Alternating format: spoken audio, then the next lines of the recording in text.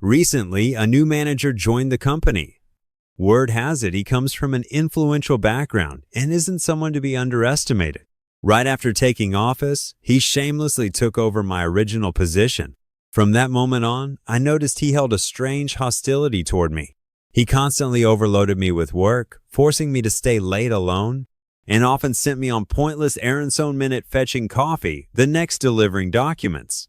Though deeply aggrieved, I loved my job and was eager to prove my talent in this role, so I endured all the petty tasks in silence. Yet the design proposal I poured my heart into was heartlessly stolen by him. At the new product launch this quarter, when I saw my design displayed under his name, rage surged in me. I couldn't hold it in. I confronted him right there. "Manager Anderson, this is clearly my design. How? Is it yours?" I quickly pulled up the original files from my computer to prove my claim, but I underestimated his shamelessness. Calmly, he presented another version of the draft and addressed everyone. "I didn't want to make a fuss with someone from a small town, but I'm a well-known designer in your field, free to look me up. You stole my work and now accuse me? Had I not released this product in time, who knows what shady things you'd have done with my designs." His twisted words spread like wildfire. Suddenly, everyone turned their eyes on me, whispering nonstop. "I heard our rivals are also launching a product. What if she planned to sell our designs? My God, does she have any ethics? Stealing designs and accusing others? Unbelievable. She's clearly a corporate spy. We better steer clear of her. Who knows whose work she'll steal next?" In mere seconds, I went from a creative designer to a traitor accused of selling company secrets. I clenched my fists, furious and wronged, hating myself for not having solid proof earlier. That gave him the chance to smear me. But soon, a breakthrough came. Thanks to countless late nights, I was on good terms with the security guard. When I asked one to check surveillance footage, he agreed immediately, even offering to help find who set me up. And sure enough, we found it. After I left the office one night, Anderson snuck over to my desk and copied my draft onto his device. Clutching this key evidence, I rushed to the director's office, placed the video in front of him, and declared, "This is undeniable proof. No one can fake this footage."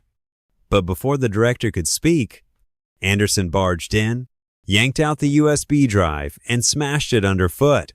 While stomping on it, he yelled, "Videos can be faked. I was having dinner with the director that night, weren't we?" Seeing the director's obsequious grin, I instantly understood their collusion.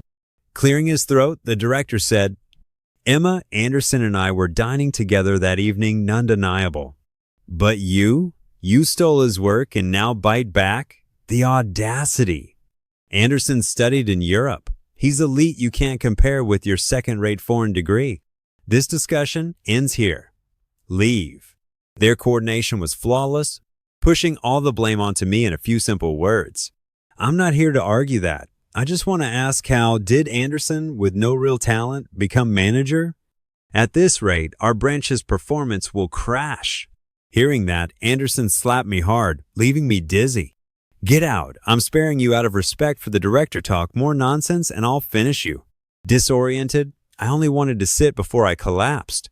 But the pain lingered all afternoon, and the director made no move to address the matter. Instead, I received a termination letter. It stated clearly, I was fired for plagiarism and insubordination with no severance. I could only laugh in disbelief. My colleagues looked on like it was all some entertainment.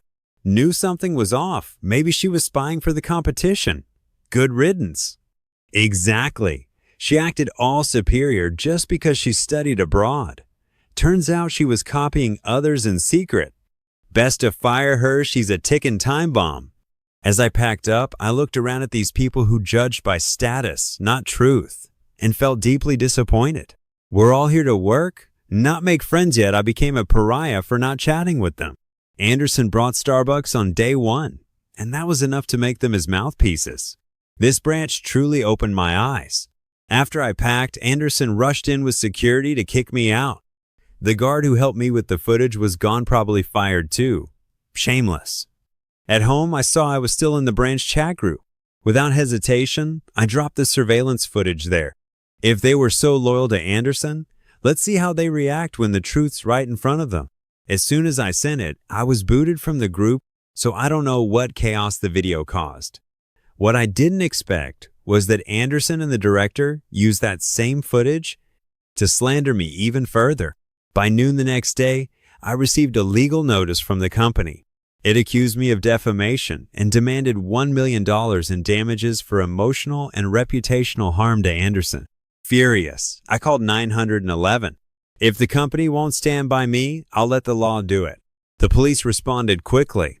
After hearing my story, they assured me that if it was true, they'd back me up. So I returned to the office with them and pointed at Anderson, calmly sipping coffee. "Officer, he stole my designs, accused me of being a corporate spy, got me fired, and now demands $1 million in damages. I have the surveillance footage. Feel free to verify." The moment people saw the cops, they gathered to watch. Anderson played the victim. "Officer, you can't just take her word. She's a low-level employee and socially awkward.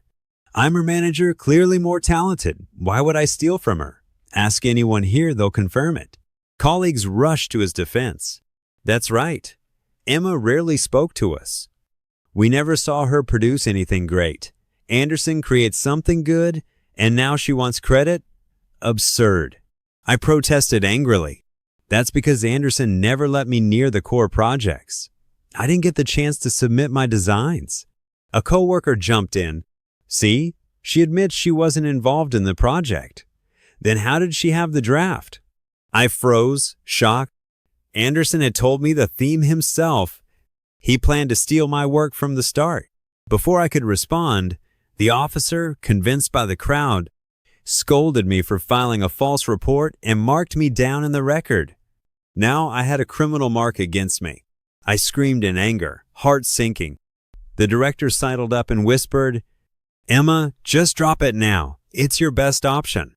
Anderson is the VP's son. You can't win, even if the truth's on your side." That's when it hit me. Anderson wasn't skilled, but he had powerful connections. That's why the director protected him, no matter what evidence I brought. They saw me as expendable. I looked around, none of them dared speak for me. Even the guard who helped me was fired. No wonder this branch always performed the worst. I regretted ever joining. As I turned to leave, I overheard whispers. "She's nuts. Framing people wasn't enough, now she brings the police? She'll get the company shut down." Yeah, Anderson's being too kind. If it were me, I'd have her dealt with long ago. Their words chilled me even more. And Anderson? He was already plotting. He never cared about this job. It was a favor to his dad. The old man wanted him to start from the bottom, but he looked down on junior roles. So he got handed this position. He hadn't expected trouble like me. Clearly, he'd been too lenient. It was time to teach me a lesson. The person I should never have crossed wasn't the director, it was him. I walked away crushed. When I joined, I was full of hope, confident I could turn the branch around. But with these snakes and cowards, even my best efforts were doomed. Just then, a woman approached me. She looked like a secretary and bowed slightly. "Miss Emma, I'm the assistant to the CEO of Starcore. She's waiting across the street in the cafe and would like to speak with you." Starcore had been our biggest competitor in the product launch, but we won because my design was favored. Now we held the next 3 years of contracts. I'd never met Starcore's CEO. Why would she want to talk to me? I nearly declined, but the assistant added quickly, "She promises it'll only take 5 minutes. You can leave anytime." That kind of humility from a CEO was rare. We might cross paths again in the industry, so I agreed. Once seated, I realized she was trying to recruit me. "Miss Stone, I'm sorry. I won't betray Wilson Group. I appreciate your interest, but I can't accept."